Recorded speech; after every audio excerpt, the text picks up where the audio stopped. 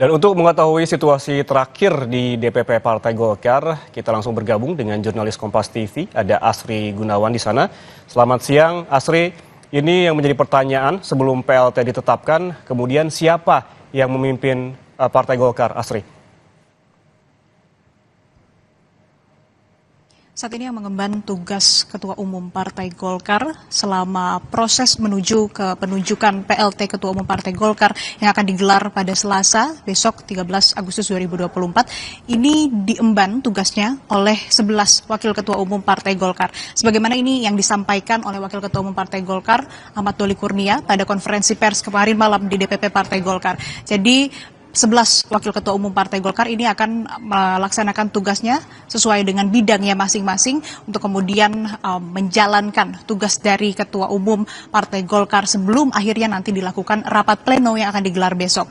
Nah, secara de facto saat ini memang tugas Ketua Umum sudah diemban oleh Wakil Ketua Umum Partai Golkar. Namun secara de jure nantinya status atau pengunduran diri Airlangga ini akan dibahas atau ditentukan dalam rapat pleno yang akan digelar besok. Artinya juga dalam rapat pleno besok tidak hanya akan membicarakan atau mencari siapa sosok pengganti yang akan kemudian menduduki posisi sebagai PLT Ketua Umum Partai Golkar, tapi juga akan membahas legitimasi dari pengunduran diri Airlangga Hartarto. Kita ketahui bersama, Yan dan Saudara, bahwa pengunduran diri Airlangga Hartarto ini dilakukan atau dikeluarkan olehnya pada hari Sabtu 10 Agustus kemarin dengan alasan ini untuk menjaga stabilitas di internal Partai Golkar. Dan juga ada beberapa selentingan-selentingan kemudian yang memang menyampaikan atau muncul di publik ini bahwa memang Airlangga Hartarto ini lebih ingin berfokus kepada pemerintahan.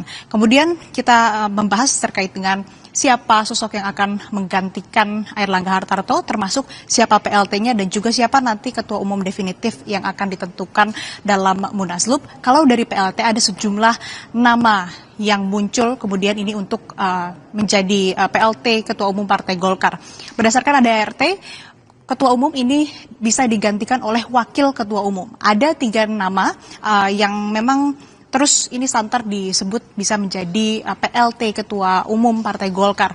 2 diantaranya ini adalah Agus Gumiwang, Menteri Perindustrian, dan juga Bambang Susatyo dan Menteri Investasi Bahlil Lahadalia. 3 nama ini santer disebut akan menduduki atau mengemban tugasnya sebagai PLT Ketua Umum Partai Golkar untuk nanti tugasnya juga menentukan Ketua Umum definitif Partai Golkar dalam Munaslup. Di Munaslup nanti barulah ditentukan siapa Ketua Umum Partai Golkar yang menggantikan Airlangga Hartarto. Memang muncul sejumlah nama termasuk Wakil Ketua Umum, tapi juga di publik begitu nama yang santer muncul juga ini nama Gibran Rakabuming Raka. Ini memang belum ada konfirmasi sama sekali dari Partai Golkar terkait siapa nantinya yang akan menggantikan Airlangga Hartarto. Apakah dari internal Partai Golkar atau justru dari eksternal? Salah satunya nama Gibran yang sering disebut. Dan untuk rapat pleno digelar besok di gedung DPP Partai Golkar.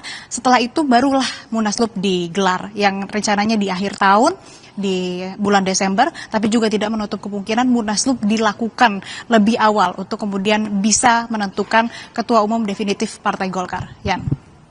Ya, ada 11 Wakil Ketua Umum Partai Golkar yang memimpin sementara sebelum dilakukan rapat pleno besok. Kemudian juga Asri, dengan perubahan ini apakah juga memengaruhi pilkada dan juga kabinet yang tengah disusun pada saat ini, Asri?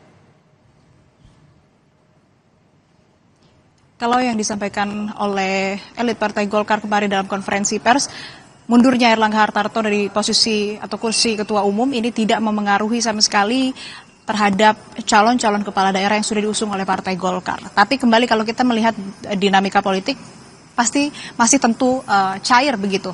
Tidak menutup kemungkinan juga ada perubahan-perubahan yang terjadi. Tapi kalau kita lihat lagi, Partai Golkar ini di beberapa daerah di Pilkada Jakarta, Pilkada Jawa Barat sudah mengusung nama calon gubernur, tapi belum ada calon wakil gubernurnya. Nah, ini mungkin yang masih dilakukan negosiasi di internal Partai Golkar maupun juga eksternal, apalagi ada Kim Plus di sana yang mungkin ini dinamikanya masih terus terjadi, masih terus cair. Jadi untuk calon-calon kepala daerah ataupun juga nama-nama yang sudah diusung untuk kemudian nantinya rencananya akan dicalonkan atau diusung oleh Partai Golkar dalam pilkada di beberapa daerah.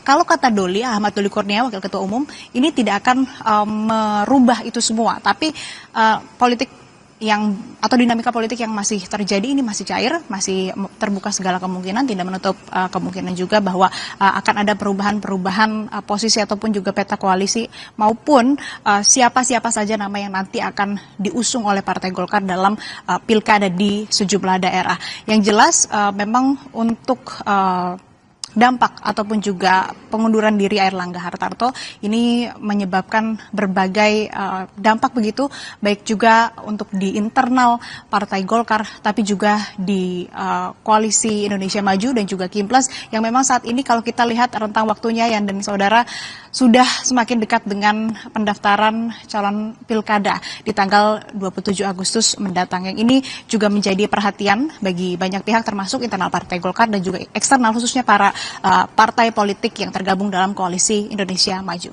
Yan. Ya, Golkar menyebut mundurnya Airlangga Hartarto tidak mengubah terkait pilkada, namun dinamika ini cair. Kita tunggu seperti apa juga besok keputusan dari rapat pleno yang dilakukan oleh Golkar. Terima kasih, jurnalis Kompas TV Asri Gunawan melaporkan langsung dari kantor DPP Partai Golkar di Selipi, Jakarta Barat. Saudara, selesai jeda, Kompas Siang masih akan kembali dengan sejumlah informasi lain. Di antaranya, perbincangan dengan pengamat politik Yunarto Wijaya mengenai mundurnya Airlangga Hartarto dari Partai Golkar. Saat lagi, tetaplah bersama kami.